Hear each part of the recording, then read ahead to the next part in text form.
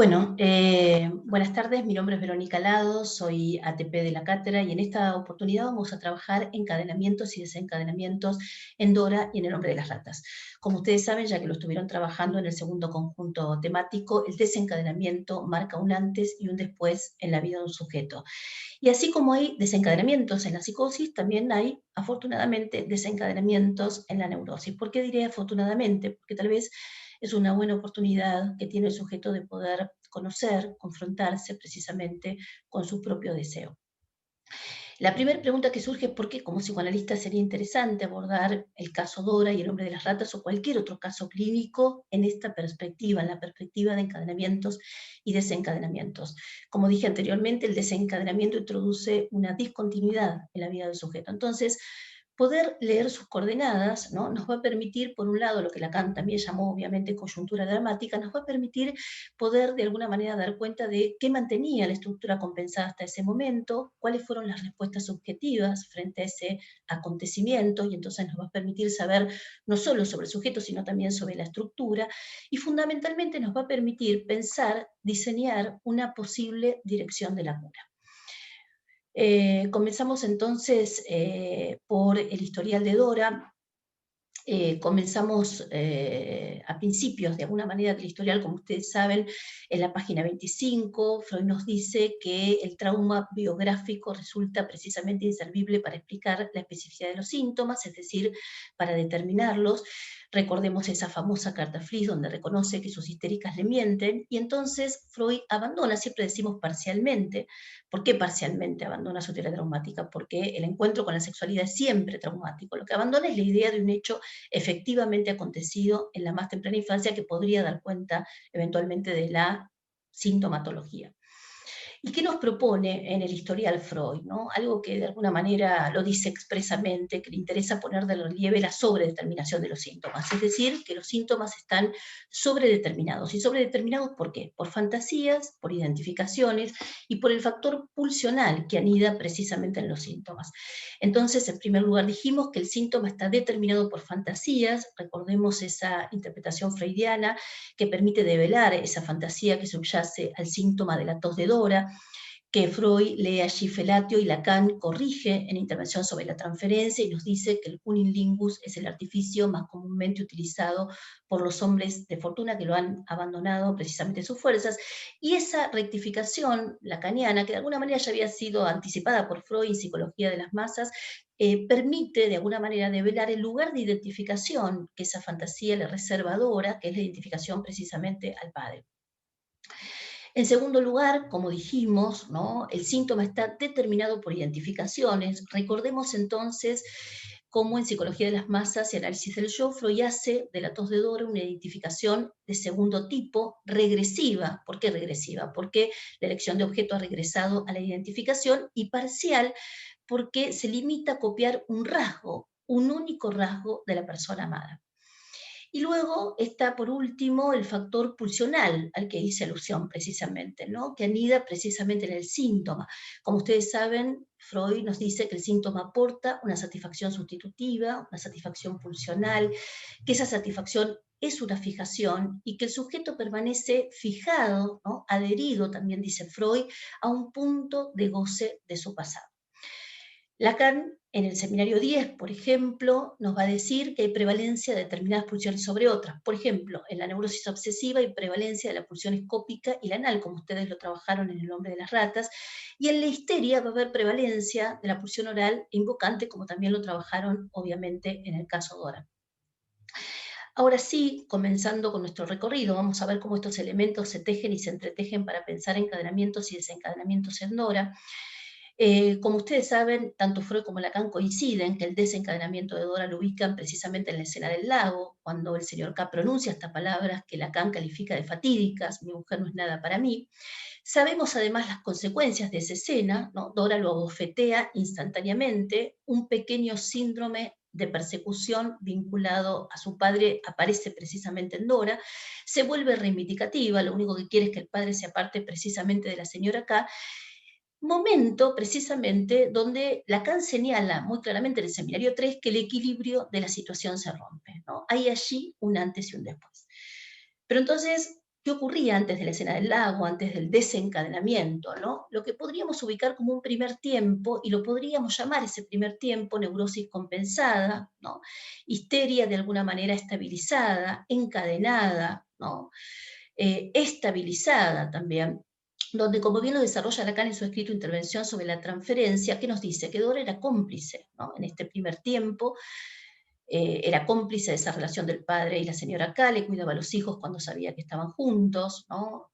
Se las había ingeniado para despedir a una gobernanta que había echado luz sobre esa relación entre el padre y la señora K, recibía regalos que sabía que eran escogidos por la señora K, era su confidente hasta el momento de la escena del lago, hasta el momento en que el señor K pronuncia esas palabras. Entonces, ¿qué lectura podemos hacer de la escena del lago? ¿Por qué estas palabras pronunciadas por el señor K resultaron fatídicas, como dice Lacan, provocaron el despliegue de toda esa vertiente reivindicativa precisamente en Dora? Y para realizar esa lectura nos vamos a servir de un concepto lacaniano, que es el concepto de identificación viril, que ustedes lo encuentran desarrollado en el Seminario 3, y es un término que forma parte precisamente de la concepción lacaniana que aborda la neurosis como una pregunta.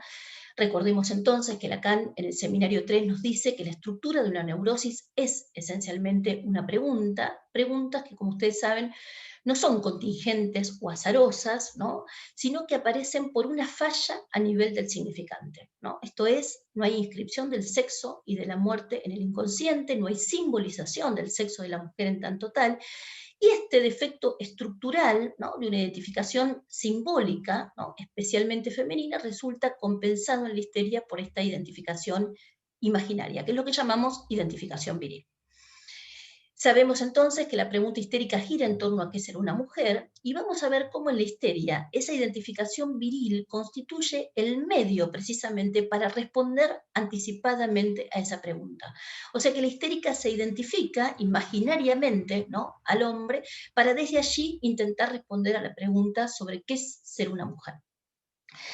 Lacan plantea, además, que el neurótico hace su pregunta, ¿no? Él dice su pregunta secreta y amordazada precisamente con su yo, y nos va a decir que el yo de Dora es el señor K. Dora identificada precisamente al señor K para desde allí responder anticipadamente a la pregunta por lo femenino.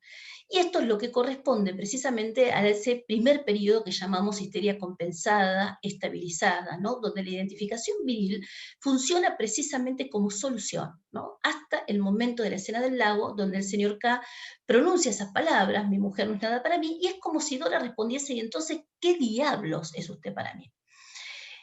Allí cae precisamente, ¿no?, ese cuarto elemento necesario para el mantenimiento precisamente de ese cuarteto, de esa opereta vienesa. Son distintos términos que se refiere Lacan precisamente para dar cuenta de una situación que está sostenida por cuatro personajes: el padre de Dora, Dora, el señor K y la señora K. Cae ese cuarto personaje y con él esa identificación viril, ¿no?, esa identificación imaginaria que hasta ese momento funcionaba precisamente como solución. Cae ese mediador, como también lo llama Lacan, ese sostén necesario, pero ¿necesario para qué? Para el abordaje de su objeto de interés, el de Dora, ¿no? Recordemos que Lacan lo señala muy bien en la intervención sobre la transferencia, el objeto que verdaderamente le interesa a Dora es la señora K, porque encarna precisamente el misterio de su propia feminidad corporal. Entonces, el señor K, como dijimos, le sirve a Dora de yo para que por su intermedio, precisamente, pueda sostenerse la relación con la otra mujer, en este caso, la señora K. Y como dice Lacan, la situación se degrada, se descompensa, pierde su equilibrio cuando cae esta identificación viril, ¿no? Cuando cae uno de los componentes de ese cuadrilátero, ¿no?, de esa opereta vienesa, como también lo llama Lacan, que le permitía precisamente sostener si Dora ya no puede servirse, ¿no?, de aquello que le aportaba nada más y nada menos que una solución, que es la identificación con el señor K. Por último, y antes de pasar al hombre de las ratas, ¿no?, quisiera destacar algo que Lacan señala en el Seminario 3, ¿no? Y Lacan nos dice que si nosotros podemos pescar esa identificación de Dora con el señor K, todos los síntomas cobran su sentido definitivo. Y entonces, ¿no? Si tomamos en cuenta esa identificación, ya la afonía no va a tener que ver con esa interpretación romántica que hace Freud. Recordemos que Freud, los ataques de tos y afonía sobrevenían en las ausencias del señor K. Entonces, ¿cuál es la interpretación freudiana? Que ella rehúsa hablar porque no puede hablar con su amado. Bueno, Freud dice, si tomamos en cuenta esa identificación, ya la afonía no va a tener que ver con esa interpretación romántica, sino que ese síntoma aparece, dice Lacan, cuando Dora es dejada en presencia de la señora K sin esa mediación necesaria, que como vimos aportaba precisamente una solución. Y entonces esa afonía va a estar ligada a una erotización, ¿no?, muy especial de la función oral. O como dice Lacan también en Intervención sobre la transferencia, la afonía expresa el violento llamado de la pulsión erótica oral en el encuentro a solas con la señora K. Ahora sí, pasamos a trabajar El hombre de las ratas, ¿no? Voy a distinguir 3 tiempos a nivel del desencadenamiento. Si bien en sentido estricto tanto Freud como Lacan ubican el desencadenamiento del hombre de las ratas en la escena del velatorio de la tía política, sin embargo, además, ¿no?, de esa escena voy a distinguir otros 2 tiempos a nivel del desencadenamiento. Entonces, por un lado tenemos el velatorio de la tía política, luego, ¿no?, lo que Freud llama la ocasión reciente del estallido, que es precisamente el plan marital, ¿no?, que había sido diseñado por la familia y que se le presenta al hombre de las ratas años después de la muerte de su padre, y luego aquello que lo lleva directamente a la consulta con Freud, que es el encuentro con el capitán Cruel, ¿no? Comenzamos entonces por la escena del velatorio de la tía política. Recordemos que el tío pronuncia esas palabras, pensar que otros maridos se lo permiten todo y yo he vivido solo para esta mujer, ¿no? Y esas palabras, el hombre de las ratas las sintió como una alusión precisamente a la infidelidad del padre, a los yerros del padre, a las faltas del padre en el ámbito marital. O sea que esos dichos del tío lo confrontaron, podríamos decir, directamente con la falta del otro, con la falta del padre en el ámbito marital. La deuda que está en juego ahí es la deuda de amor. Y esta deuda lo deja precisamente al sujeto en presencia de la falta del padre, de la falta precisamente del otro. ¿Y cuál es la respuesta subjetiva? ¿Cuál es la respuesta de Paul ante esto, no? Recordemos que a partir de la muerte del padre, el hombre de las ratas se hace reproche de no haber estado presente, ¿no?, en el velatorio, de no haber estado presente durante la muerte precisamente del padre, y que un año y medio después, en el velatorio de la tía política, ¿no?, este reproche se vuelve martirizador hasta tal punto de tildarse precisamente de criminal. Entonces vemos que el sujeto se confronta con la falta del padre, con esa deuda de amor del padre. ¿Y cuál es la respuesta? Bueno, la respuesta es esto, ¿no?, el tacharse de criminal, el remordimiento, esa culpa, que vamos a ver que ya es solución, ¿no? Porque el sujeto se encarga precisamente de disculpar al otro cargando sobre sus espaldas el peso de su remordimiento. Entonces la culpa la vamos a ubicar como remedio, como tratamiento frente a la falta en el otro. La culpa, podríamos decir, incluso el remordimiento, es una manera de no saber nada precisamente, ¿no?, de la falta en el otro. Y es una forma de resolver la angustia frente al significante de la falta en el otro. Luego tenemos ese segundo tiempo a nivel del desencadenamiento, que es la ocasión reciente del estallido, que está relacionado con el plan precisamente marital.